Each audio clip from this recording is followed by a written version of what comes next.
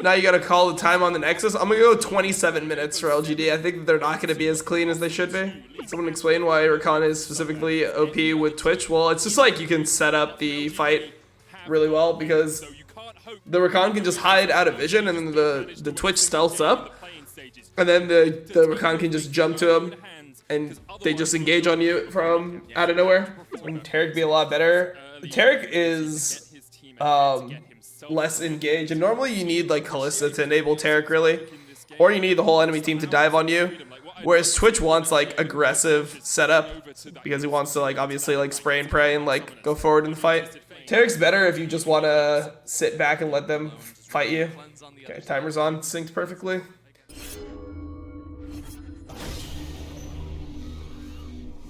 Teaming up now, Shie did walk across the ward. Acer is going to try and get rid of as much of this minion wave as possible. Langxing still tanking up the tower. Peanut He's goes dead. Shot will be enough. Okay, it's 1 for 1. Isn't the cleanest dive in the world. So if R7 just sit back and scale, they theoretically can win. Just that now that GA is 6, like he normally just takes over the entire game alone. And he's got Roa at fucking 7 minutes on this TF. Such an early route of ages. Holy f. He was trying to get, can you translate into the other lanes? Right now, stun card's going to come out. He flashes. Peanut's still on the chase with the Sonic Wave. Doesn't have that guy's dead. Available here for alone. Peanut tries to flash over it. Peanut will go down. 1-for-1 trade in the mid lane as alone. Now just runs here. Back of GA, but here comes Langxing. Flash away. HexaGoldOmatum diving under the tower alone. All right. As long as possible, and Langxing should be able to walk on out. Looking a little bit more aggressive, but you know we take those. This guy should be dead. Yeah, there's a Camille behind him. He's just beyond dead. Oh my god! Langxing trolled it so hard. Holy dude, LGD is really just choking. Oh, okay, and then he just eased forward. Dude, just put Langxing back on his champions, dude. I don't know why all these teams that like all these teams that have tank top laners like Mad Lions, LGD, etc. I don't understand why they're all trying to play like Camille and shit now. Like these teams are just not good at that. Just play the stuff that like got you here. Like you're literally barely beating a fucking land team with your Camille. Like why didn't they just go the free team comps that they had that just got them to this point? Kindred, Ornn, Graves, Ornn. Literally what I was saying. Like why did they go for this Lee Sin Camille 4-5? This shit is looking terrible. It's actually kind of good for LGD to not fight these. They had no Twitch ult there, and they shouldn't actually want to fight 5v5 until Twitch is like strong enough to 1v5 the enemy team. Wait, Gia is just dead. They have to just run. Gia just walked up for no reason. This is just embarrassing for LGD, honestly. Like, why do you think you're allowed to walk up with no flash, no Zhonya's, nothing to the enemy turret when they have an Ornn Orianna and the Orianna has ball on top of you? That's so, like, insanely cringe and disrespectful.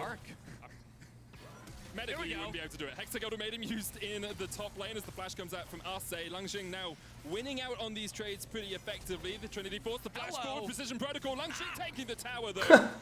1-for-1 trade. Langxing invested his flash. It's crazy. I think there's some limit testing or disrespect happening. No, not really. I feel like the team's just not playing that well. I feel like they're just trying to win harder than they should be winning right now because they feel like they're the better team, and I don't feel like they're disrespecting. I feel like they're just like trying to, they're like, oh, like, we're good, right? Like, we should be winning.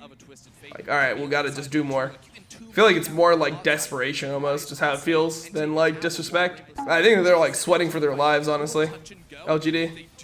So the only way that Rainbow 7 or the LGD wins is they have to just go onto the Orianna. They have to just like flank and then just go straight onto the Orianna or straight onto the Ezreal. Just play off that. They're just gonna lose this fight, I think. I think they just should lose. Well, Kramer's kind of going off, but I think they'll lose the fight. Yeah, they lost the fight. Yeah, they tried to go onto the Nidalee here, where they just needed to go onto the Ezreal or the Orianna. Just bad play. They're straight up playing bad. Position on this Rakan, it's going to be hard with a lot of the vision that Rainbow 7 have been able to set up. It feels it really comes down to the next fight, and I just want to remind you guys, like, LGD, Oh wait, Jose just griefed it. Oh no. Oh no way, Jose. He went for the big play. He saw it in his eyes. He's like, this is the play. I make this play, we get Ocean Soul. We go back to Mexico. We're gonna be the fucking heroes of the world. They're gonna build a statue in my honor. None of it happened.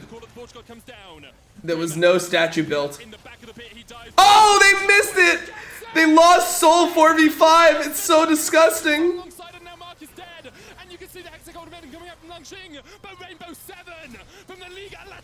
Oh, they're trolling. It's a report angle. Holy. They missed it without smite. No. It's so crazy.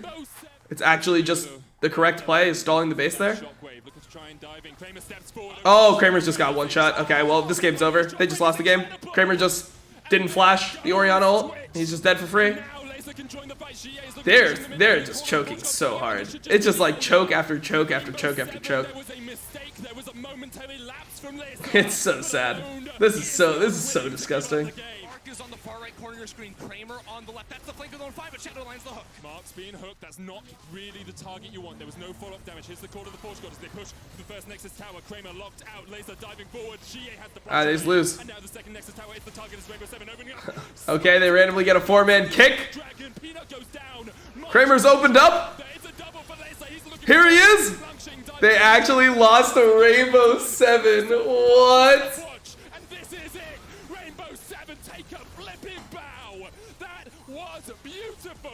They lost to Rainbow 7.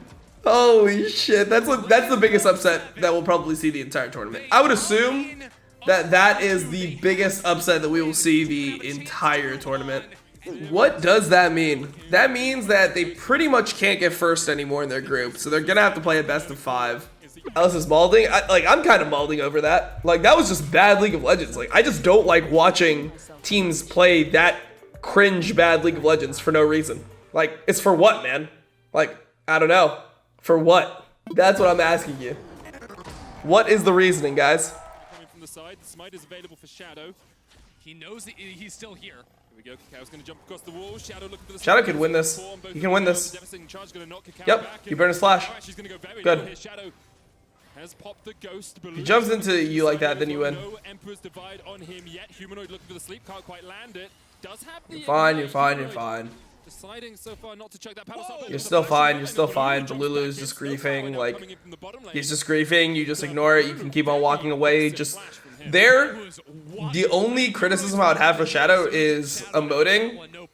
Like, when the enemy mid laner does something that troll, just emote him, for sure. You'll get so much of a mental edge. Much mana, so fights can get really interesting. Shadow does have access. Go for that play, bro. Rome doesn't know this is coming. Ulti?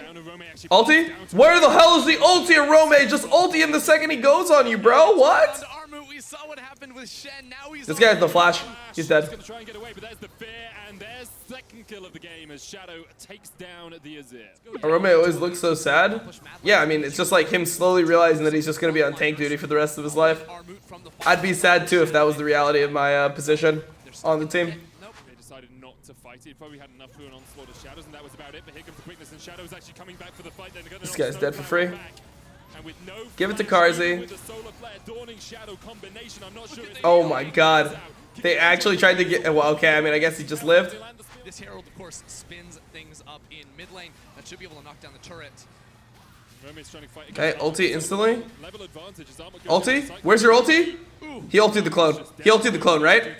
Did he just ulti the clone or what? Are underneath, and Zaynot is not here, so they could force on Balulu. Karzi looking for it. There's the quickness, but Lulu flashes away. The Dawning Shadow coming out. He's being put to sleep. Balulu falls, but Shadow's short to follow. Dude, look at that W. Yeah, he just ulted the clone. I mean, I guess you were just losing to the clone. There's the solar player. Humanoid has been locked in place. Oh, that was actually a really good flash from Humanoid. Can they do anything though? Karzi now opening up his armor, comes in from the side. No cyclone for him. Snowflower. Snowflower dies here, right? Karzi can carry. Flash away as well, and he's healed. Teleport almost full. The TP comes in from Rivera. All right, Arome. Let's see it, baby. Okay. Well, you tried. Okay. Take mid turret. haven't always been looking for fights, haven't always been looking for kills, but they are 3,000 gold ahead. As Humanoid jumps in, almost kills Titan up his own. Snowflow's going to chase him. That's exactly what we said. The Humanoid's dead. Spell your demise as Arome tries to trade it onto Armor. Death Realm is available. Oh, they got shuffled in. Karzi's dead too. He is chucked back into the midst of 5 members of SuperMassive. He's gone. Arome's next. Arome's dead too. Holy shit, they're gonna lose to the Turkish team. They're actually just losing to the Turkish team, dude. No, he has his E stacked up, so it will be good. And Kaiser's on the flank. They land the bubble. Leap onto Cacao, uses the stopwatch to make sure the Paddle Star can't connect. Snowflower goes forward. Zenith Blade misses. There's the Solar Flavor as well. And perhaps the chance for Mad Lions. The quickness comes out. Snowflower almost down, but you just don't have the damage. And now honestly, Arome just fucking ult the Leona at this point. Here comes Shadow. And the devastating charge down, so the Shadow goes onto the back line. This is the only opportunity. Okay. You can see they're just getting ripped to shreds. They are being torn. He's going for it. By SuperMassive. At least Zeitnot will die here. Humanoid's already dead. Too bad Wukong literally killed the entire enemy team. Good TP, Wukong. It doesn't matter. They win the game either way. Huge lead over the Mad Lions. SuperMassive are going to remain undefeated. You know how Mad Lions was like laughing as they were inting before? Now they just look like scared. They just look like scared and depressed. Dude, Mad Lions might not make group stage. Holy shit, it's actually crazy. What the spot and goes straight in. The 2-team group stage actually is gonna f some of these teams. Exactly what they are saying. They want to play. Broxus said he would get first blood on comms and they thought it might be a mic issue. Holy shit, that's f***ed up, dude. That was actually a good one. I respect that. Good one, chat. Alright, we're in game. Tally is going to be low as well because it's a very easy answer for Broxus. Trading onto Impact once again, just a couple more auto attacks will be enough, but the saving charge is saved. So Impact's gonna have to TP. I mean, he got his flash blown. He doesn't want to risk it. Oh no, it's so doomed for Tally this whole wave. It might be kill. Wait, Brock's gonna just auto'd and just killed the guy. But he was like so scared. What the f? He just played to cancel the recall. That is an entire dude, where's the bloodthirstiness? This is a Lucian that has no flash. You can just WQ auto, like, you should just WQ auto E and then look for the auto. Like, that's a killable position, dude. So he's trying to hold the freeze here. Oh, he's just dead. Okay, Brox is just chilling. First blood, the aggressive play from Broxa. So losing Herald off Brox's reset. For no reason. 3-man ulti. Jensen's still stepping forward, the saving charge. I guess I can't do anything off of it. Still chasing Tapoon down here. Tally's going to try and turn it back around, but Impact's so tanky. Shockwave stolen away by Tapoon. There's the culling onto Jensen. Tapoon goes in. Shockwave hits 2. Okay, Tapoon's dead. Core JJ's here. Has the flank position, has the quickness, and he's going. There it is. Trying to get onto Babbitt. Now turning his attention to Tally. Can't land it. They should be able to kill Tally. Tally should die. He has no calling for the wave. Just dive him, guys. Guys, just dive him, please. Tally's trying to clear away the minions, but there's 4 members of Team Liquid here. There is the shockwave. Okay, good from Jensen. Dude, look at the aggression from Broxley. He's just carrying the game alone. You want to give Broxley credit when he plays well? Yeah, I think later on. I mean, I do. Like, I gave him credit when he played well versus TSM because he was actually doing things in the game. Just because he lost some of those games and he's going to win this game doesn't mean that he played better this game than he played in those games. Like, I'm just not as results-oriented as the rest of you guys, I guess. Like, I don't just see somebody that's 5-0 and I'm like, oh, he must have played well. Like, I just actually do it based off, like, reasoning and, like, what I'm observing that's happening in the game. Yeah, it was like instantly give or take. Incorrect. Oh, no. Oh, the combo! Into the knock-up. Babbitt's calculations on how JJ, this is going to be brutal. Quickness is just coming off cooldown. Core JJ in a great position. Tapoon trying to be there as well. Trying to see if Core's coming in for a flank position, but Tapoon already knocked up, and here comes Core JJ slowly waiting. He's waiting. He's patient. Here he goes. Call of the Forge got used. He jumps onto the backline. Tactical not able to get in range. Brox is actually chunked out just a little bit. Back to us flash, I guess. Brox is low. Thank you, Mr. Dragon. Oh, never mind. Tapoon will be the first to fall as Jensen takes the kill. Tactical steps forward, looking for Raze, looking for Tally. Core JJ now with the front line for Team Liquid. Jensen still has ulti. Enchana Crystal Arrow goes wide, as you say. Jensen still has the shockwave. Tactical chunked out. Hextech Minefield, not quite enough. Io's going to fall to the Hextech wind up. Phase rush. Clockwork wind up. Actually, Oyana's passive as Babbitt jumps back in. Jensen. Oh my god, it's a stomp. Double. It took Team Liquid a little while longer than we expected, but they managed to clean up the fight. Yeah, Ray's trying to teleport out of this one. He's gonna make it out, but the rest of Legacy... Wait, he literally saw the guy, what? Wait, didn't he just see him on the sweeper? Why are they still checking for him? The whole team is just trolling here. They saw the guy TPing out. Now he's and Legacy just continuing to try and defend. Tactical steps forward. It's the call of the Forge God. The cataclysm used by Babbitt. Tally's already down. Jensen gets... I definitely want to check damage after this game. I feel like Jensen probably did like 3 times the amount of damage as like Tactical or Broxa. I feel like Impact probably outdamaged Tactical and Broxa this game. Legacy's base as Tally goes down on the fountain. Only Rays left alive. 0-0-0, and 0 seems to be the chance that Legacy had. I guess that's it. SuperMassive, I believe. I want to see the damage numbers. In its first game, Monday I definitely want to see damage numbers after that game. Because I feel like Jensen just like did such an amazing amount of damage in that one. How do you think TL looks? I mean, I think they look like themselves. Which is like a compliment, right? Like, normally teams look worse than themselves when they play on stage. Like, things are just a little bit worse because of the uncomfortable environment and all the pressure that comes with like playing on the world stage, right? So the fact that they look just as good as they look when they're playing online, I think that's a benefit to them, and I think that should be good for them going forward. Like certain teams, you just have confidence in on stage, right? A perfect example of this would be G2. Like G2 on stage, man, you just trust them. You like know that they're just like comfortable. They've been in all these crazy situations that they can just win in that environment.